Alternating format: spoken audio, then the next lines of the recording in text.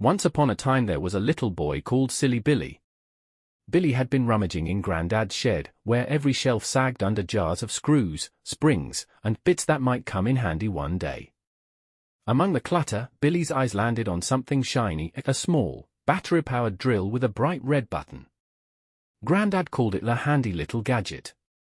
Billy, of course, heard only the word gadget and decided it must be a magical contraption capable of anything. "Careful with that, lad," Grandad chuckled, sipping his tea. "It's powerful. Needs a steady hand." Billy grinned. "Don't worry, Grandad. I've got 2 hands." He waved them proudly, one still bandaged in its perpetual thumbs up. Sulky the cat eyed the drill with disdain, as if to say, "Another noisy thing to ruin my nap." Billy pressed the button. The drill whirred to life, buzzing like a swarm of bees. "Ooh!" Billy gasped. "It tickles." He held it against the wooden bench, and the vibration made his teeth chatter. "Best not to wave it about," Grandad warned. "It's not a toy." But Billy was already imagining himself as a superhero with a gadget that could fix, or break, anything. "I'll call it the Whizzinator," he declared. Grandad nearly choked on his tea.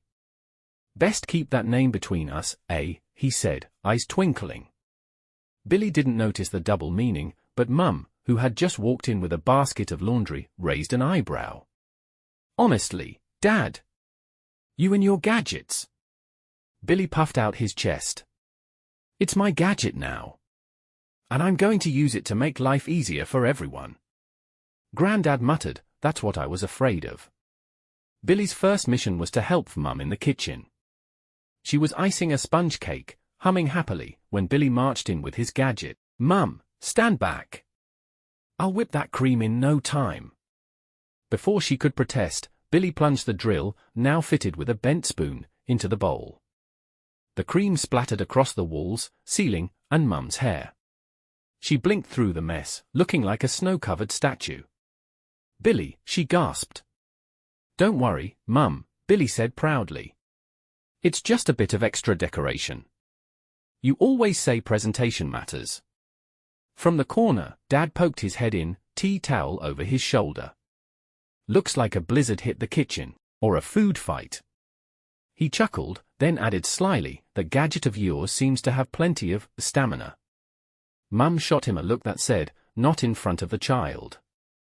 Billy, oblivious, was already moving on. "Next, I'll fix the wobbly chair." He pressed the drill against the leg, but instead of tightening the screw, he drilled straight through the wood.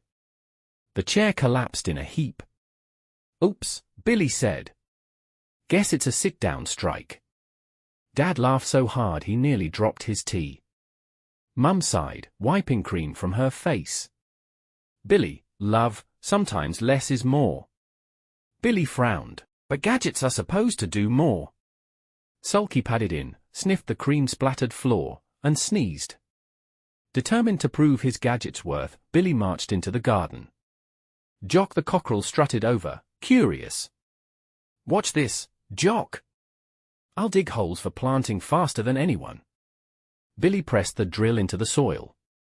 It spun wildly, flinging mud in every direction. Jock squawked indignantly, feathers coated in muck. "Looks like you've ruffled his feathers," Dad called from the back door, chuckling.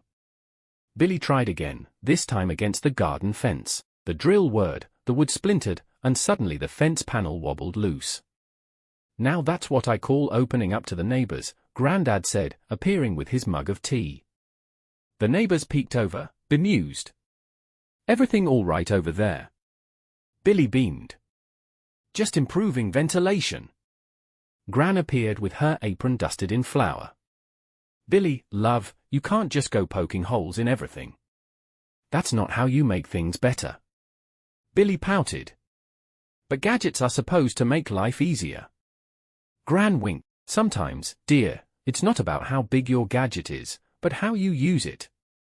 Dad nearly dropped his mug, coughing to hide his laugh. Mum rolled her eyes. Billy, of course, only heard the wisdom, "Use it properly." He nodded solemnly. "Right. I'll be more careful." Jock shook himself clean, muttering in chicken speak about humans and their silly toys. That evening, the family gathered in the living room. The drill sat on the table, looking innocent. Billy slumped beside it. "I just wanted to help," he sighed. But everything went wrong. Mum stroked his hair. "You've got a big heart, Billy. That's the best tool of all." Dad added, "And sometimes, the trick is knowing when not to use the gadget." Grandad chuckled. "A steady hand, lad. That's what makes the difference." Gran handed Billy a biscuit. "And a bit of patience. Rome wasn't built in a day, and certainly not with a spoon stuck to a drill." Everyone laughed. Even Sulky purred, though it sounded more like a grumble. Billy brightened. "So, maybe I don't need a gadget to be helpful." "Exactly," Mum said. "Sometimes the simplest things, like a smile or a hug, fix more than any tool." Billy grinned, his bandaged thumb sticking up in its eternal thumbs up. "Then I'll be the best fixer-upper ever." The family cheered, and Jock crowed loudly, as if to say, "About time you learned that lesson." The drill was tucked safely back in Grandad's shed, where it belonged. Billy, meanwhile, discovered that his greatest gadget was his imagination, and that never ran out of power.